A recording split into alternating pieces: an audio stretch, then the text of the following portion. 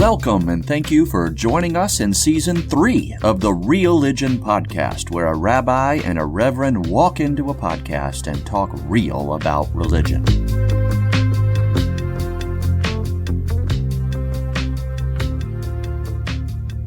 Hey, Joel. Rabbi Eric, what's up, man?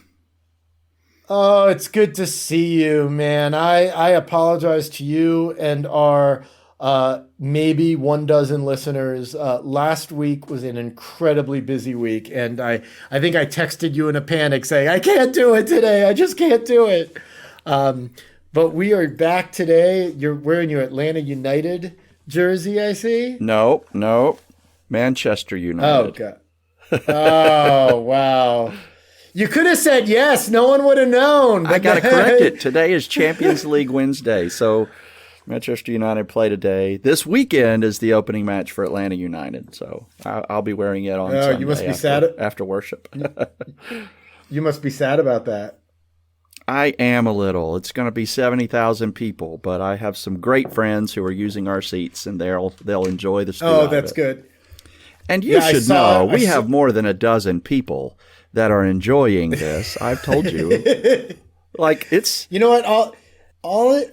I'm truly and honestly, I've said this, I think, to one of my congregants, even if we had 0, this is beneficial. Because not only is it just a good, like, you and I have a fixed time to talk to each other, and we usually do a little bit of socializing beforehand and maybe sometimes afterwards. But if I'm preparing a sermon on Friday and this topic is kind of in the ether, our conversation helps to manage my thinking and give me new ideas. And so, like, it's very selfish. We are climbing. We had 75 downloads just in the last week, and we're almost at 3,000 all-time downloads. Just with 40-something episodes. So... What if Spotify contacts us to take over Joe Rogan? I keep waiting for somebody to offer us a contract. Yes, 200 million. We'll do it. We'll do it. Spotify, 200 million. I think I'd do it for like 20,000. So I do it for $50. Yeah, exactly. I do it for a new microphone. Right now we're doing it and we're paying for our stuff ourselves, which is fine. We even got this was one of your best podcasts yet, in my humble opinion, to one of our recent episodes. So that was a fun one.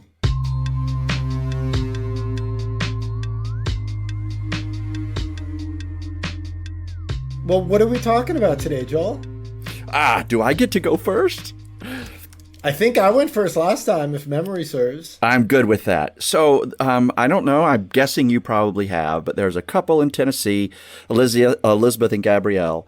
They were attempting to adopt a child out of Florida, and they got deep into the process. And on the day they were set to do the last little bit of state-required family training, the agency that is being supported by state funds to provide that training backed out, saying that the couple didn't share the agency's Christian beliefs because the couple are Jewish. So they have been blocked from adoption by a government-funded agency in the state of Tennessee because of their religion. And this all comes down to a law that the governor of Tennessee signed that allows state-funded agencies, child placement agencies, to decline to assist couples or individuals in any case that would violate the agency's, quote, written religious or moral convictions. And it was probably written in for same-sex couples, if you want to think about it cynically. But in this case, it was used to go after... Or just correctly. Yeah. I mean, let's be honest. That's exactly what it was. Yeah. And then they took it to the next step of disgusting and used it against a Jewish couple, a heterosexual couple.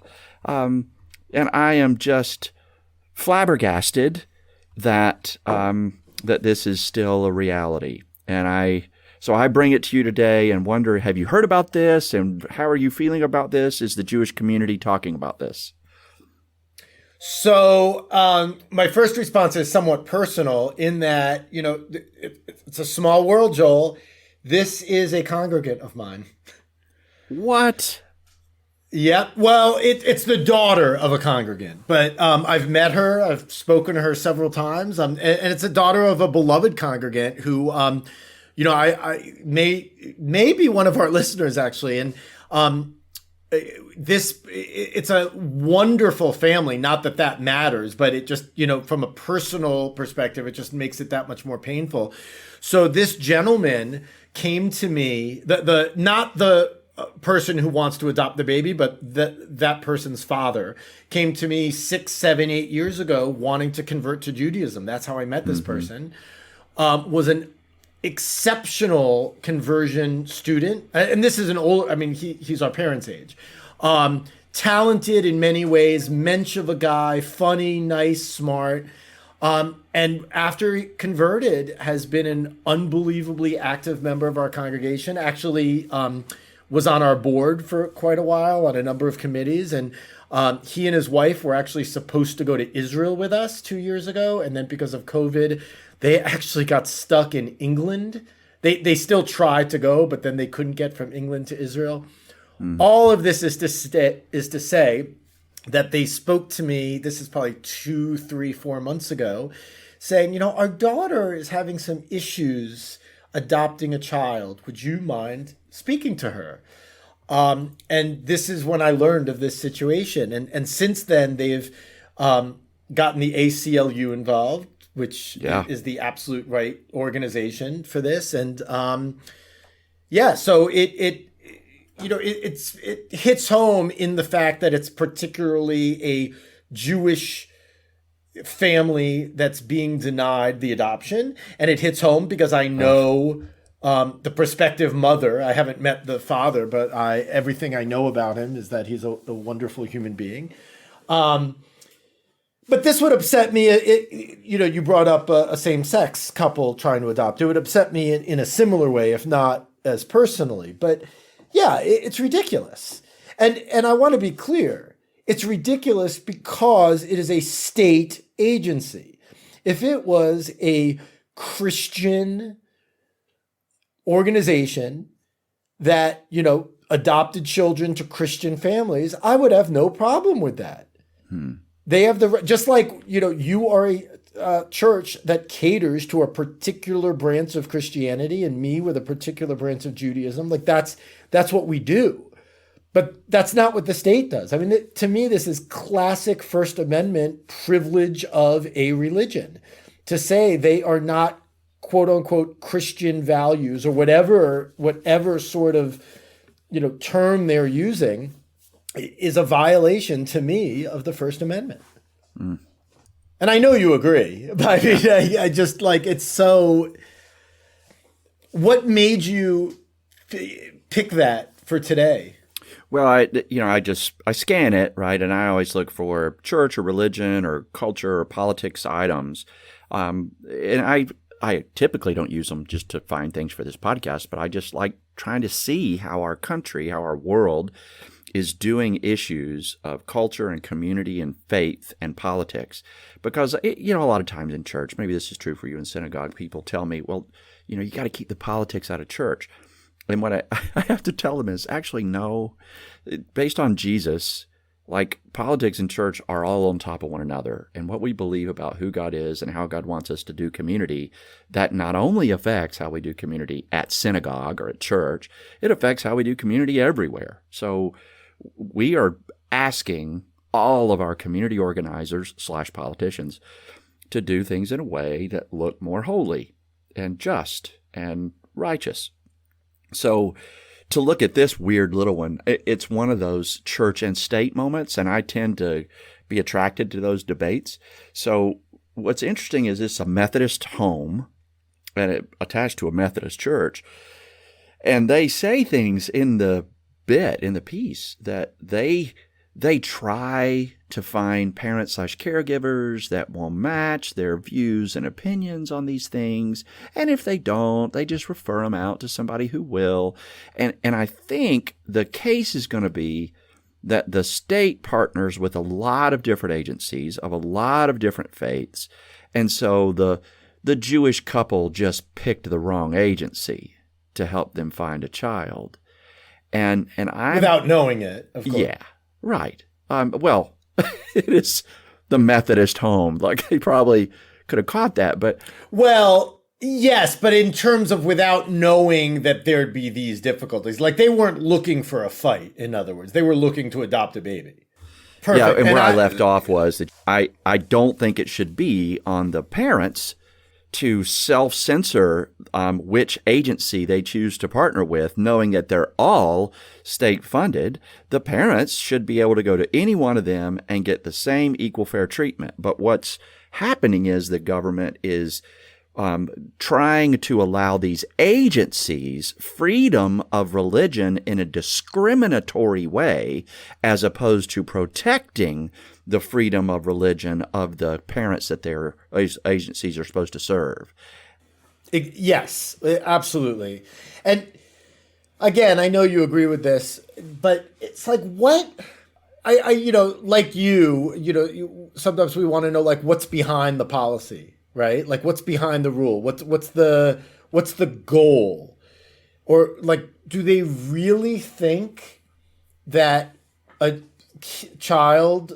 adopted child raised in a Jewish home is not going to have good parents? I mean, do they think that child is going to hell? I mean, I really do want to understand it. I still will disagree vehemently and be upset about it, but right. For me, there's that judgment call. Yeah, there's a political debate here and there's a theological debate here. The political debate here has to do with freedom of religion versus freedom from religion. And as we're protecting people's freedom to practice religion, however they want to do it, they are free to have whatever religion they wish. That is being given to the parents. You're free to be Jewish. That is being given to the agency. You are free to be Christians. But now what we're not doing is we are changing freedom of religion to freedom from other people's religion. And we are giving that agency, that Christian agency, freedom from having to serve and treat others as equal, even if they don't have a matching religion. And that is not, I don't think, that is politically what our Constitution was designed to do. If you want to seclude yourself and practice your religion in a certain way with certain people, okay. But when you move through the world, you cannot impose religion on others, nor can you discriminate against them because of their difference of religion. And this is clearly an agency. In a government capacity. Right. Or in a... Yes. And this is clearly an agency that is discriminating based off religion. And I'm so tired of the First Amendment being freedom from anybody else's religion, when really all it is freedom of my own.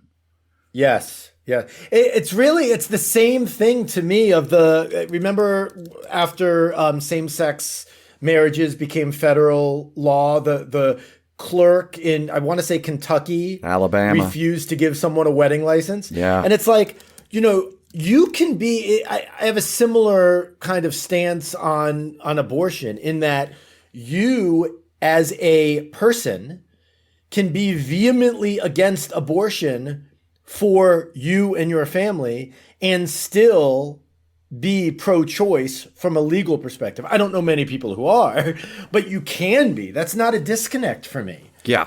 Yeah, it's so upsetting, and I am thankful that this family and this story has gotten a lot of press and a lot of it's been lifted up as a travesty, and I think lots of people are on the right side of this. Mm-hmm. But yeah, we'll see what happens. And the thing I was saying, we got cut off for a second, so apologies if you're getting this twice.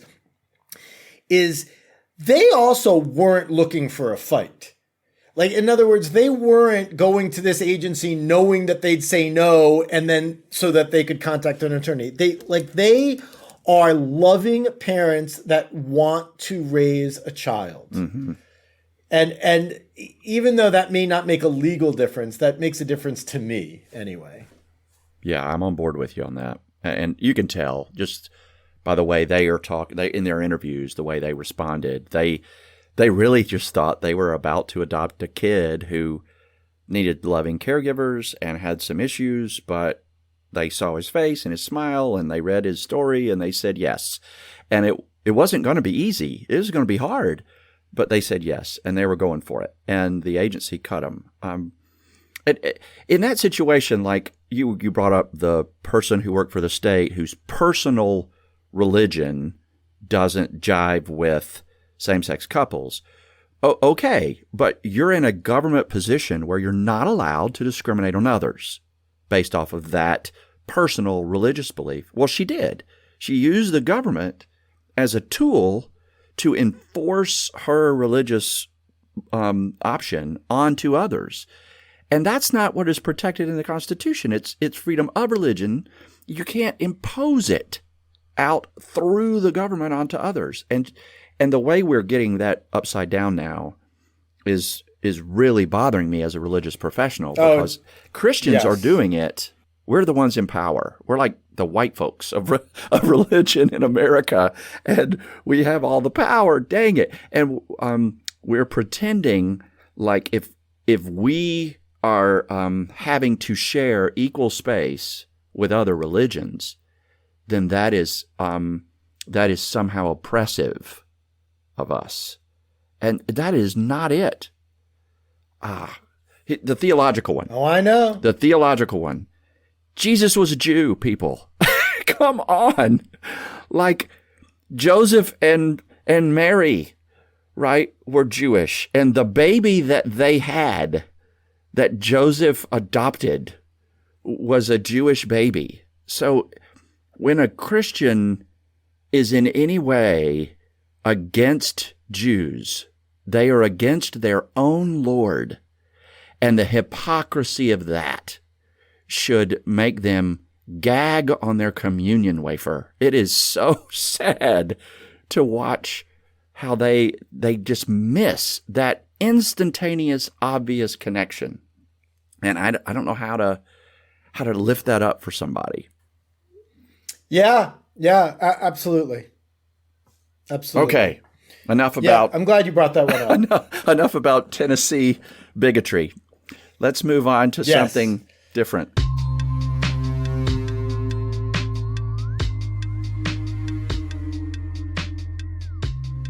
So it's funny because you brought your topic today, and we did not plan this. Your topic today, it wasn't about Judaism per se, but revolved around an incident regarding Judaism, and mine is Catholicism.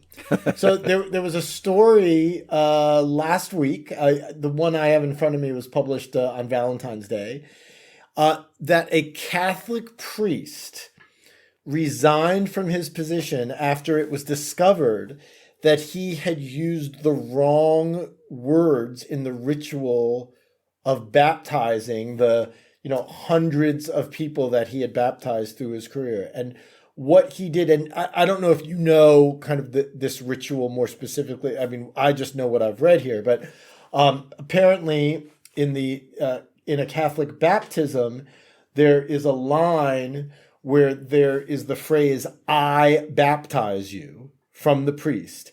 And he was saying, "We baptize you."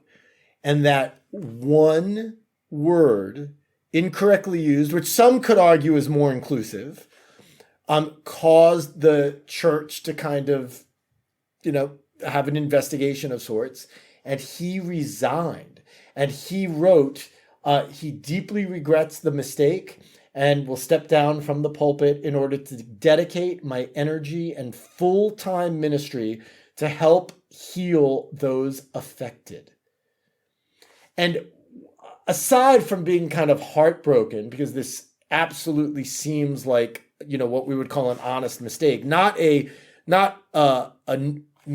trivial mistake, but an honest mistake, is the power of words, especially the power of words with regard to religion. And I think sometimes we, as more liberal practitioners of religion, have a stereotype applied to us that, it doesn't matter. You could use whatever word you want, Hebrew, English, we could change things. And whereas we do change things as a Reformed Jew, it's in my name. It's in the literal definition of what I am to reform things.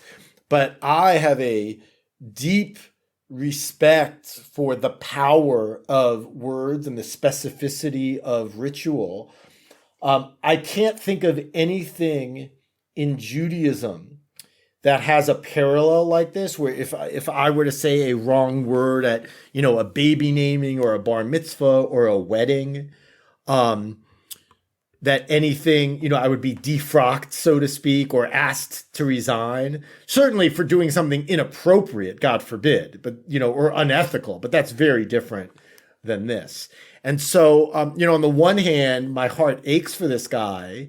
And on the other hand, I respect his commitment that for him, this was a grievous error. Even though to my more liberal eyes, it's like he didn't say it exactly right, And as I say that, let me say one other thing. There's one of my favorite stories in the Torah that's also one of the most disturbing. I don't know what that says about me, is about Aaron's sons, Moses' brother, his sons Nadiv and Avihu. And the Torah tells us that as the Israelites were wandering, they go into the tabernacle and offer what the Torah says is an Eish Zarah to God, a strange fire. I feel like I've brought that up before because then I said it's a song by the Indigo Girls, and you and I riffed on that for a second. And all that implies is that, or all that it says, rather, what it implies is another conversation, is that they did something wrong. Perhaps purposefully, perhaps not purposefully, but they did something wrong in the ritual. Strange fire. But God killed them. Yeah. And so it harkens to this for me in different ways. So that's my thoughts. I just thought it would be interesting to kind of riff on that with you.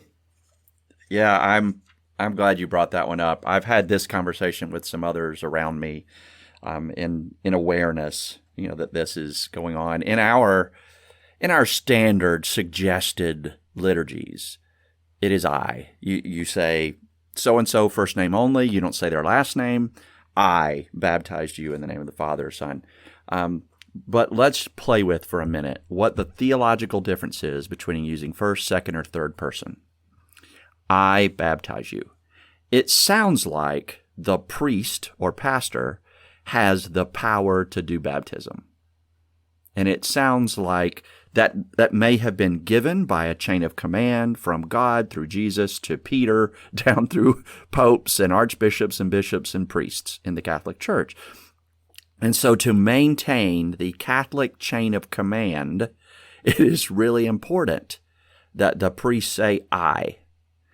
If the priest says we, it's not a theological problem. It's not a baptism problem. It's a church polity problem. It suggests that the people of that space have some power and access to God despite having to go through the priest or bishop or archbishop or pope. And in the Catholic Church, that's a big no-no. If that person sitting in the pew wants to have godly power, they get that through their priest and pope.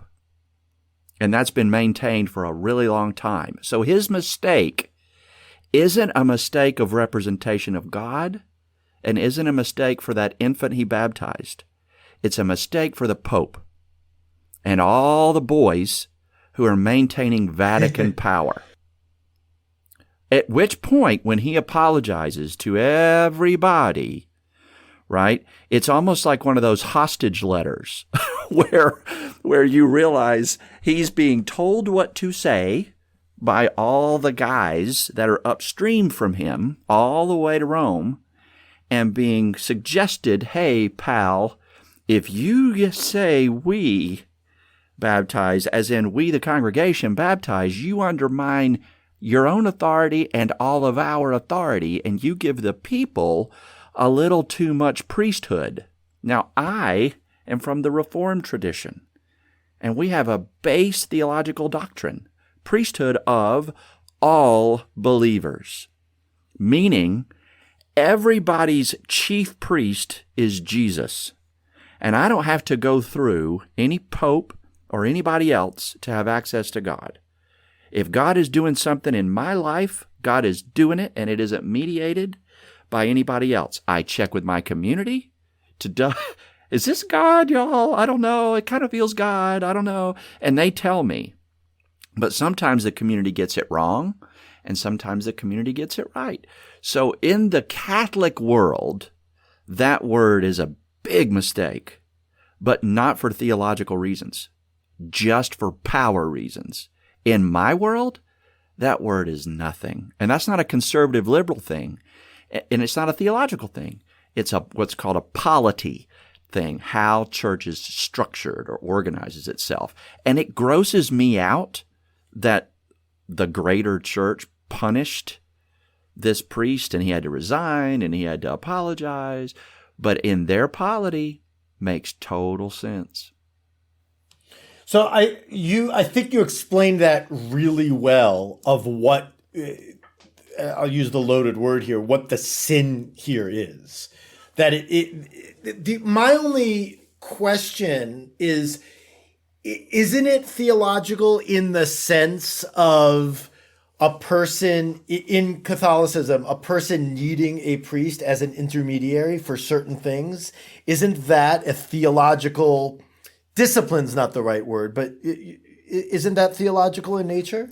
Well, in some strange of Christianity, like Orthodox or Catholic, then God's work only happens if we do it the right way.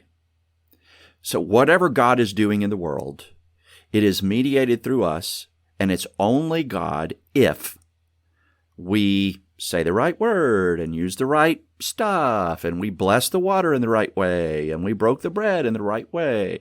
And that's what the Reformers and the Reformation fought against.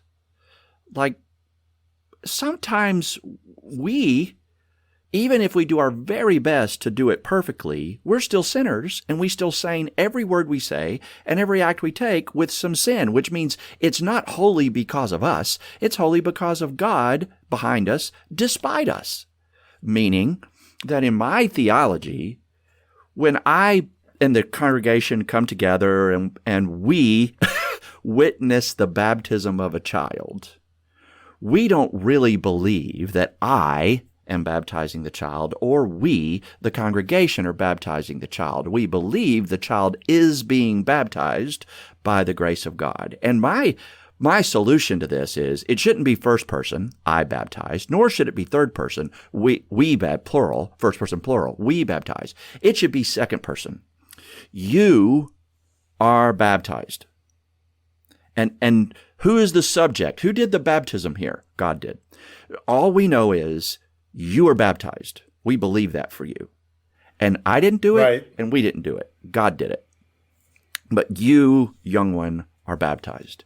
And I wish now that has me rethinking our baptism liturgy. I kind of want to say it differently from now on. Right. Well, I think an example that everyone can relate to is the line at a wedding, I pronounce you, the spouse and spouse, as opposed to we. It's funny because I actually don't use that line. In a Jewish wedding, you can step on the glass, scream Mazel Tov, and it's over. There's no kind of pronouncement per se, at least the way I do weddings. Now, I sign a legal document, but that's civil law. That's not, well, I sign a religious legal document too, the ketubah, the marriage contract. But in terms of, Georgia law or wherever I do a wedding, I sign a marriage certificate that I'm a licensed clergy member, licensed meaning from an accredited, seminary, as you do. So in that case, it is important that I sign it and not, a congregant or someone who was at the wedding, unless they happen to be a legal officiant. But yeah, very similarly, do I have a problem with language in that way? Because in Reform Judaism, and frankly, Judaism writ large, you don't need an intermediary. There is nothing from a religious perspective, again, civil law different, but from religious law, there is nothing that a congregation or a Jew as an individual needs me for. I say that jokingly. Sometimes I share that. I'm like, but I like my job, everyone. Don't. But it's not like Catholicism where one needs to see a priest in order to achieve X, Y, Z. Yeah. We just sent our other pastor on a 5 or 6 week sabbatical, a week's vacation and 5 week sabbatical, Reverend Caitlin. And I wanted to, so we brought her up front, and my kind of goal was, if I can get a tear and a chuckle out of her, we've done really well today. So I pulled up a letter from the pastor who was at this church before me, Reverend Sarah, and she had a note for Caitlin, and that, of course, brought the tear to Caitlin's eye. And then I put this big old floppy Nashville Predators foam hat on her head because she's going to a hockey game in Nashville, and that made her laugh. But at one point in the explaining to the congregation what a sabbatical is, I said to them, there is nothing that Reverend Caitlin does for this church that we cannot do while she is away. And the congregation bucked me on that. They were like, yeah. And what they wanted to tell her is, you're irreplaceable to us. We love you. But it was a theological statement I was making, not a personal or affectionate statement. Yes. So I kind of check with Caitlin. Caitlin, did I say that wrong? And she's like, nope. Right. So I had to say it again to them. No, listen, we love her. We love what she does for us. But there's nothing that we ask her to do for us when she's with us that we as the church cannot do without her for a while, right? It isn't necessary for her to be here for us to be church. When she is with us and when she is not, we will still be church. And we will pick up that cross and bury it for a bit. And they're like, oh, okay. But I wonder, can you think of yourself having to write a contrition statement and having to resign because there is some high holy moment where you said a pronoun wrong? No, but it's also, on the one hand, I'm quick to judge this as ridiculous is too strong a word, but in that side of the spectrum. But on the other hand, we are formed so paradigmatically differently. So first of all, the kind of overarching organization above my congregation, the Union for Reform Judaism, they don't necessarily, it's not like the Pope issues a fiat and everyone does it.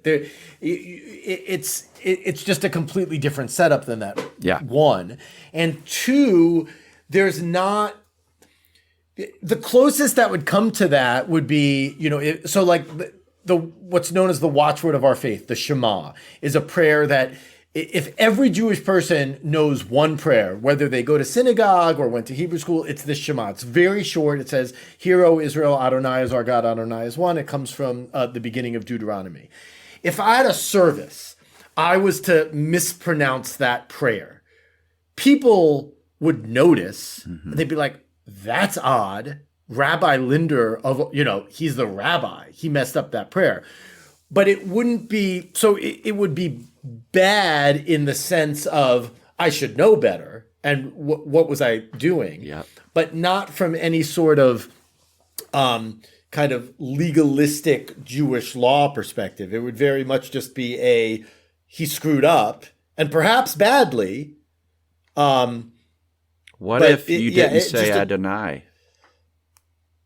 Oh, same thing. What if you said the word behind Adonai? Yeah. Hey, Rabbi, did you mean to leave God out? Oh, my gosh. I should have had a V8. Remember those commercials when we were kids? For our younger listeners, do a YouTube search on I should have had a V-8. I said that to someone a few weeks ago. They had no idea what I was talking about. Sure. And it's such a good meme such a good reference for things. But no, But I wondered if yeah. sometimes you could get in trouble if you said the I am as opposed to Adonai. I mean, part of it is, and I am not by any means insulting my congregants when I say this, but people would need to know, first of all. Yeah. So it takes a certain level of kind of education and experience. And then it's somewhat personal how much that person, how much it matters to that person. So an example, a personal example that happened that was, this past high holidays. So, you and I probably discussed, it feels so long ago, how this year of COVID in some ways has been more difficult than the first year, with everything being hybrid and that sort of thing. And I found this year's high holiday services to be very difficult, both kind of intellectually and theologically, and also pragmatically, like literally that how are we going to do this with, we don't have a IT person or, a person that can do Zoom. Like I'm doing all that while leading the service.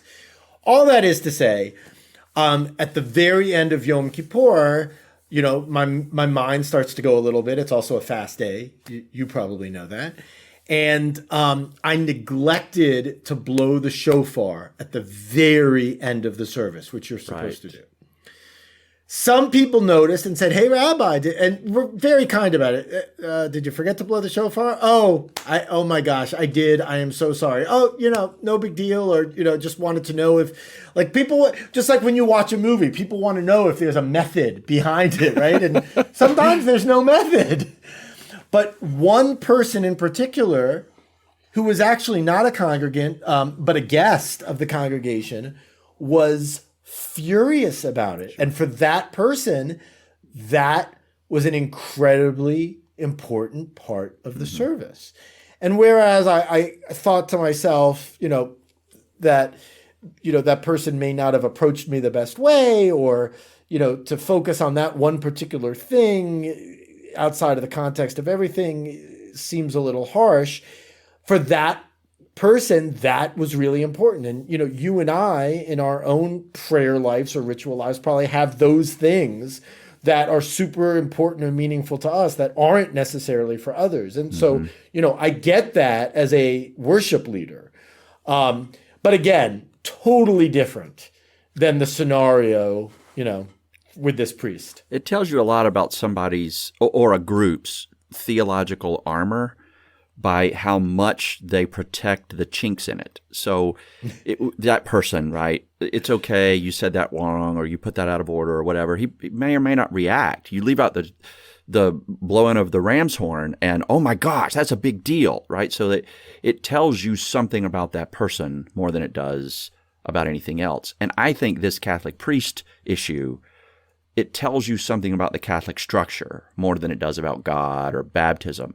The fact that they have to respond with a SWAT team, but he said we instead of I, kind of tells you, oh, that's the chink in the Catholic theological armor. If they ever give the people's theology enough power, then Vatican, Rome power drops too much. And the whole thing unravels. So any threat to the people having the power to embody and be priests to one another or have access to God directly without the priest, then that undermines Rome. And we can't let that happen. I don't know. It's kind of scary. There was one suggestion, though, from a buddy of mine who said the Pope probably likes it. And I went, what? That makes no sense, dude. The Pope's protecting his power. And he goes, no, I think the Pope's is going to like this fight because this Pope is a Pope of the people a little more and will enjoy giving more power to the people in the pews and not keeping power for himself and his bishops. So this might be something that the Pope enjoys. And I thought, whoa, that would be like Vatican III. It would really change the whole Catholic Church if they were to say it is the congregation that has the power to baptize, not Rome. Or, so what's interesting to me too is you could have the belief that it's not the congregation's power to baptize, and also just kind of say the priest made a mistake. We're going to, quote unquote, let it go. Yeah. And those two can't. And so, there's an example in Judaism when a rabbi is ordained. Traditionally he, but now thankfully, he or she or them is ordained by a person. And, there's not necessarily formulaic language in the same vein as this, but, I imagine that if the same kind of mistake was made, it doesn't make whoever that person ordained not a rabbi anymore. It would be a mistake. And to me, that's the difference. I can, for me, the Catholic Church can have the belief, whether it's polity or theological, that a priest baptizes. And, okay, this priest made a mistake. That would have been the perfect solution. If Rome had just said, oh, rats, this priest screwed up. But remember, while we still expect priests to be the one to mediate baptisms, and while we do train priests on the language that they're supposed to use, my guess is this guy may or may not have been a natural speaker. Or, maybe he was a bilingual and he was doing the translation, or I don't know.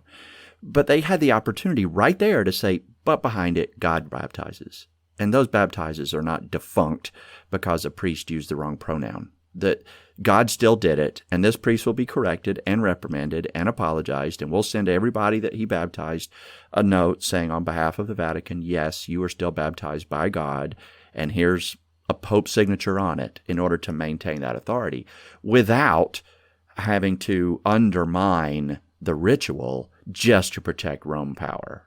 Yes. And,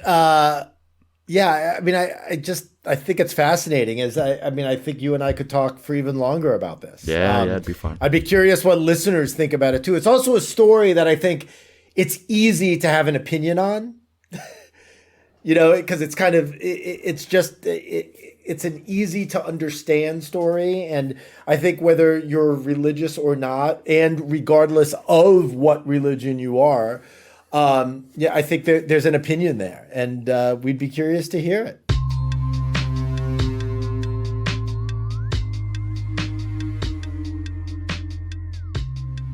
Thanks, everyone, for joining in and for helping and supporting us and listening. And if you have questions for us, we're still at religionpodcast@gmail.com. You can find us on Facebook and Twitter and some other places as well.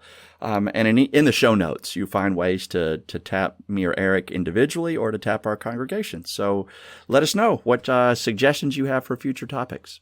Absolutely. And until then, keep it real, everyone. And good talking to you, Joel. You too, buddy. Thank you for joining us on the Religion Podcast today, where a rabbi and a reverend walk into a podcast and talk real about religion. I'm Reverend Joel Talbert, and on behalf of Rabbi Eric Linder and all the Religion fans out there, we thank you for being with us today and invite you to send us any feedback or suggestions or topic ideas to religionpodcast@gmail.com. Until next time, keep it real.